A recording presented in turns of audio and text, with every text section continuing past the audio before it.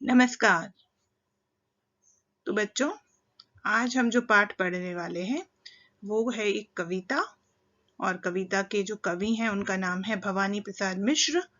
और कविता का नाम जैसे कि आप यहाँ पर देख ही सकते हैं वो है सूरज का गोला। ये है हमारी कविता का नाम, है ना।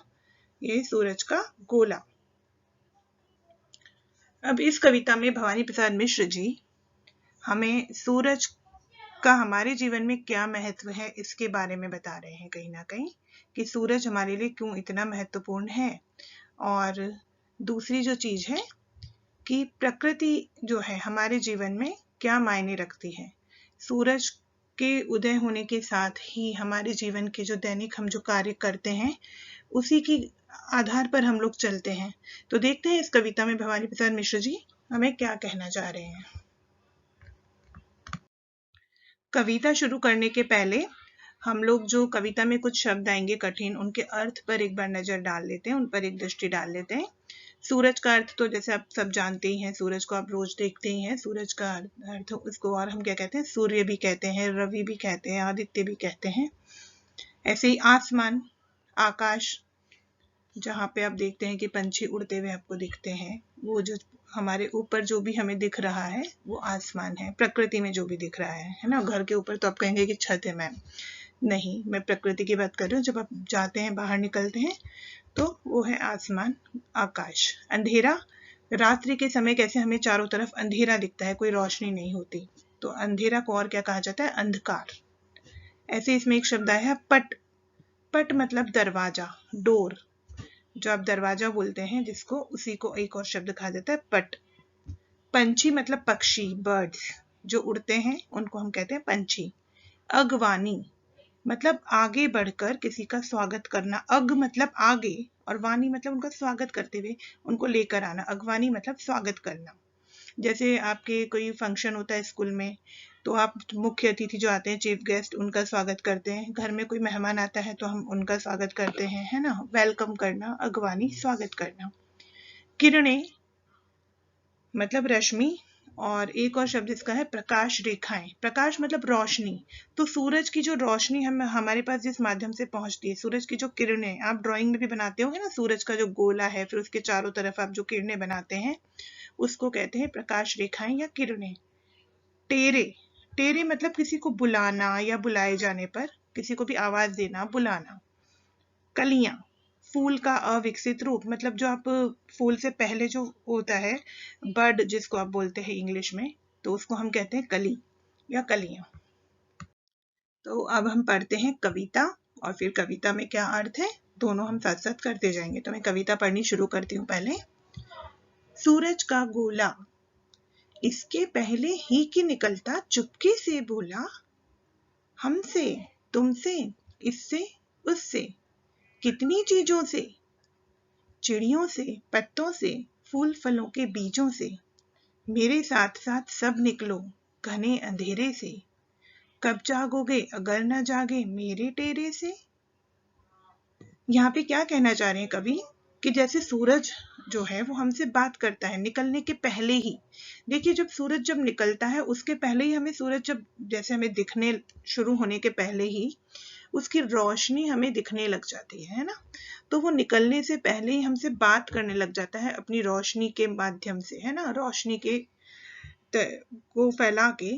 और वो क्या कहता है जैसे हमसे, कि मैं भी देखो घने अंधेरे से निकल कर आ गया हूँ। जैसे रात होती है, रात में अंधेरा होता है, तो बोले बोले पूरा अंधेरा चीर कर मैं सुबह अब हुई है और मैं आ रहा हूँ। तो जैसे मैंने इस अंधेरे से अपने आप को बाहर निकाला, अब तुम भी निकलो। वो किस किस को बोल रहा है, हर किसी से, आपसे भी बोल रहा है, मुझसे, आपके आसपास जो भी और लोग हैं सबसे, सारी चीजों से, पता नहीं कितनी, गिन नहीं सकते हम। चिड़ियों से, चिड़ियों से, पत्तों से, पेड़ के पत्ते।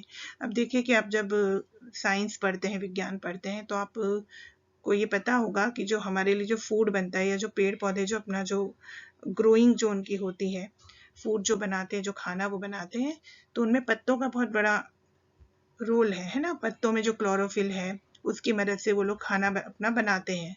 तो एक तरीके से जो सूरज है वो पेड़ पौधों के लिए भी बहुत जरूरी है। ठीक है। फूल फलों के बीजों से, उनको भी ग्रो होने के लिए, फूल फलों को ग्रो होने के लिए सूरज की रोशनी चाहिए। आप पढ़ते हैं, साइंस भी पढ़ते हैं, तो आपको पता है कि किसी भी पौधे को बड़ा होने के लिए किन चीज़ों की ज़रूरत होती है? मिट्टी की होती है, सूरज की रोशनी की होती है, पानी की होती है, हवा की होती है। तो सूरज उनके लिए भी आवश्यक है, उनको ग्रो होना है, अगर विकसित होना है तो वो सब उन्हें चाहिए। तो इसलिए जो एक तरीके से सूरज का गोला हम सबको उठाता है, जगाता है कि अपना अपना कार्य करो। और फिर वो एक चीज और कह रहा है, कब जागोगे अगर ना जागे मेरे टेरे से। मतलब अगर तुम अभी भी नहीं जागोगे मेरे बुलाने से भी, जब मैं आ गया हूं, अपनी रोशनी फैला रहा हूं, और तुम अगर अभी भी नहीं जागोगे तो फिर कब जागोगे? अब उठने का समय है और उठ जाओ। सूरज अपनी रोशनी के माध्यम से ही हमसे ये सब कुछ कहता है। आगे बढ़कर आसमान ने अपना पट खोला, इसके पहले ही कि निकलता सूरज का गोला। फिर तो जाने कितनी बातें हुई, कौन गिन सके इतनी बातें हुई। पंछी चहके, कलियां चटके, डाल डाल चमगादड़ लटके। तो देखिए यहाँ पे जैसे इस तरीके से कवि ने लिखना चाहा है कि जैसे कोई जब हमारे घर में आता है, कोई मेहमान आता है, तो क्या हो करता है ना, वो या तो रिंग बजाएगा, डोरबेल बजाएगा, या गेट को थोड़ा खटखटाएगा, और हम क्या करते हैं, फिर दरवाजा खोलते हैं, देखते हैं कौन आया है ना, तो हम उसको अंदर आने के लिए बोलते हैं। उसी तरीके से कवि ने क्या कल्पना की है यहाँ पे, कि जैसे आसमान में, आकाश जो ऊपर है, स्काई है, उसमें भी जैसे कि मानो कोई दरवाजा है। पट मतलब दरवाजा, कि जैसे सूरज भी ऊपर आना चाहता है और वो आसमान को बोल रहा है कि अभी मुझे आना है, और आसमान उसके लिए दरवाजा खोल देता है और सूरज आ जाता है। कुछ इस तरीके से कवि ने कल्पना करके लिखा है। तो आसमान सूरज को आने के लिए दरवाजा खोलता है, और सूरज निकलने के पहले ही वो इतनी वहां पे, मैंने कहा जैसे कि रोशनी हमें दिखने लग जाती है ना, तो कितनी सारी बातें होती है। देखो सूरज जब निकलना शुरू ही होता है तो हमें कितनी सारे पंछियों की आवाजें आने लगती है ना, बर्ड्स की आवाज आने लगती है, चिड़िया की चींची और मुर्गे की बांग, ऐसे बहुत कुछ होने लगता है ना। कलियां जो है वो फूल बनने लगती हैं, थोड़ी सी उनमें भी हलचल होती है। पेड़ पत्ते अपना खाना बनाना शुरू करते हैं, आप भी स्कूल जाने के लिए उठते हैं, तैयार होते हैं, है ना। तो मतलब पूरी प्रकृति में बहुत कुछ होता है। एक सूरज के आने से हम उसको गिन नहीं सकते। वही कवि ने कहा है यहाँ पे, फिर तो जाने कितनी बातें हुई, कौन गिन सके इतनी बातें हुई। मतलब बहुत कुछ हो रहा है ना, हम गिन नहीं सकते। कोई लोग अपने अपने काम पर जा रहे हैं, सबका अलग अलग दिनचर्या है, तो हम लोग इस तरीके से गिन नहीं सकते। हर जानवर, प्रकृति की से जुड़ी चीजें बहुत कुछ करती हैं। और कई जानवरों में देखो कैसे होता है हलचल, की डाल डाल चमगादड़ लटके। अब चमगादड़ और उल्लू ये दो लोग कैसे है ना, कि रात के समय में अपना कार्य करते हैं, तो दिन में ये लोग क्या करते हैं, एक जगह पे रुक जाते हैं, ये स्टॉप हो जाते हैं, है ना। तो लेकिन कार्य इन्होंने भी किया कि सूरज की रोशनी आई तो ये लोग अभी अपने आप को कहीं हटा देते हैं सूरज की रोशनी से दूर, और लटक जाते हैं। तो इस तरीके से जो प्रकृति में सूरज के आने के बाद बहुत सारी चीजें होने लगती हैं, वो वर्णन यहाँ पे कवि कर रहे हैं। और जैसा कि आप इस चित्र में भी देख सकते हो कि जब सूरज आने लगता है तो पंछी भी निकलने लगे हैं, वो भी अपना कोई घोंसला बना रहे हैं, कोई अपने लिए खाना ढूंढ रहे हैं।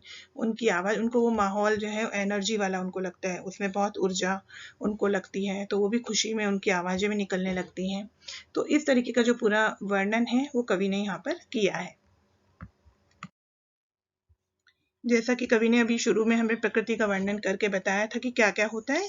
पंछी चहके, कलियां चटकी, डाल डाल चमगादड़ लटके, गांव गली में शोर मच गया, जंगल जंगल मोर नच गया, है ना। तो देखो प्रकृति का जो वर्णन किया है कवि ने, कि जो पंछी हैं वो उड़ रहे हैं, है ना, कलियां हैं वो फूल की बनने लगी हैं, और नई नई कलियां खिल रही हैं, इस तरीके का। चमगादड़ जो है वो अलग जाके लटक गए हैं, गांव गली में शोर मच गया।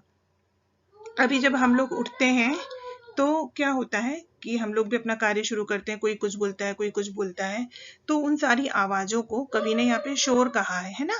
और जंगल जंगल मोर नच गया, मतलब जंगल में भी हर तरफ, केवल मोर की बात नहीं है, बाकी सारे जानवर भी अपने अपने कार्यों में शुरू हो जाते हैं। मोर कैसे नाचता है तो बड़ा सुंदर दिखता है ना, तो मतलब मोर नाचना मतलब क्या है कि मोर नाच रहे हैं, लेकिन ऐसे ही दूसरे जानवर हैं वो भी अपना काम करने लग गए हैं। केवल मोर यहाँ पे उन्होंने दिया है, लेकिन सारे जानवरों के हिसाब से हमें सोचना है कि सब लोग अपना अपना कार्य करने लगते हैं, ठीक है। उसके बाद की पंक्तियां हैं, जितनी फैली खुशियां उससे किरणें ज्यादा फैली, ज्यादा रंग घोला, और उभर कर आया सूरज का गोला, सबने उसकी अगवानी में अपना पट खोला। तो देखो, हम लोग जब खुशी से अपना कार्य करते हैं तो सूरज की किरणों में भी तेजी आती है। आप देखते हो ना कि सुबह जो होता है सूरज की जो रोशनी होती है थोड़ी कम होती है, धीरे धीरे वो रोशनी बहुत बढ़ने लगती है, उसका जो सुनहरा रंग है वो और अधिक गहरा हो जाता है, और सूरज का गोला कैसे भी हमारे सिर के ऊपर आ जाता है दिन तक, है ना। और हम लोग क्या करते हैं धीरे धीरे कि सब हम लोग भी जब सुबह उठते हैं तो हम भी उसकी अगवानी में, मतलब सूर्य का स्वागत करने के लिए अपना दरवाजा जो है खोलते हैं। कहने का मतलब, आप जब अगर घर में हो, सुबह उठते हो तो आप अपने पर्दे हटाते होंगे, खिड़की खोलते होंगे कि सूरज की रोशनी आए हमारे घर में, हमारे घर में भी उजाला हो। तो एक तरीके से हम सब क्या करते हैं, सूरज का स्वागत करते हैं। इस तरीके से कवि ने यहाँ पर लिखा है। तो आशा है आपको ये कविता पसंद आई होगी, समझ में आई होगी। तो इससे जुड़े हुए प्रश्न उत्तर आपकी किताब में हैं, वो ज़रूर कीजिए, और नहीं समझ में आए तो फिर से देखिए। धन्यवाद।